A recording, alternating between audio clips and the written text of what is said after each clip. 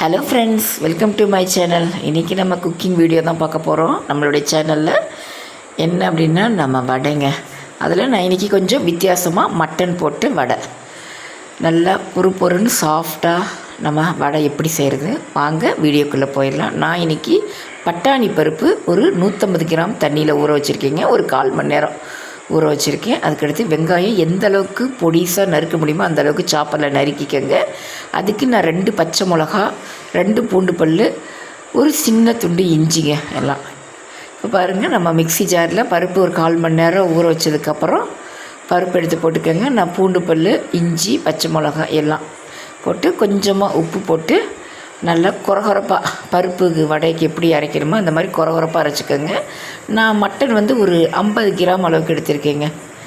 Mutton அதை உப்பு மஞ்சத்தூள் போட்டு வேக வச்சு எடுத்திருக்கேங்க. மட்டன் ஒரு ஆப்ஷனல் தான். மட்டன் இல்லாமே வடை செய்யலாம்.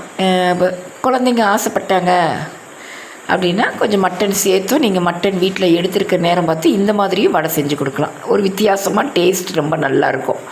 மட்டன் உப்பு மஞ்சத்தூள் வச்சு கொஞ்சம் நல்லா வேக வச்சுட்டு அதையும் அது கூட சேர்த்து நல்லா கொரகொரப்பாக அரைச்சிடுங்க.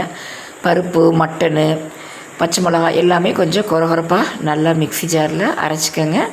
உப்பு தேவைக்களவுக்கு சேர்த்துக்கோங்க. அடுத்து அதை ஒரு பவுலில் மாற்றிக்கிட்டு கொத்தமல்லி, புதினா, கருவேப்பிலை பொடிசாக நறுக்கி அதில் சேர்த்துக்கோங்க.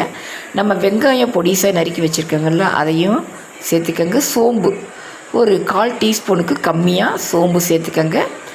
அப்புறம் பருப்பு சும்மா ஒரு 10 அளவுக்கு அரைக்காமல் எடுத்து வச்சுருக்கேன், கொஞ்சம் முழு பருப்பாக. ஒரு சிலர் கொஞ்சம் அதிகமாக எடுத்து வைப்பாங்க. ஏன்னா அதிகமாக நம்ம இப்போ எடுத்து வச்சோம் அப்படின்னா கடிக்கும்போது ஒரு சிலருக்கு அது பிடிக்காது முழு பருப்பாக இருக்கும்போது. அதனால் நான் சும்மா ஒரு 10 பீஸ் அளவு தான் எடுத்து வச்சுருக்கேன் அரைக்காமல். அதையும் சேர்த்துக்கிறேன்.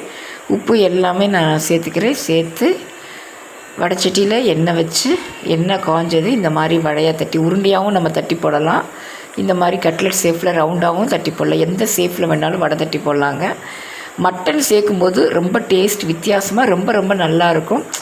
நம்ம சாதாரணமாக பருப்பு வடை எல்லா இடத்துலையுமே சாப்பிடுவோம், அடிக்கடி செய்வோம். நீங்கள் வீட்டில் மட்டன் எடுக்கும்போது ஒரு 25 கிராம் 50 கிராம் வடைக்காக இந்த மாதிரி ஒரு தடவை எடுத்து செஞ்சு பாருங்களேன். ரொம்ப டேஸ்டியாக இருக்கும். குழந்தைங்களும் ரொம்ப விரும்பி சாப்பிடுவாங்க.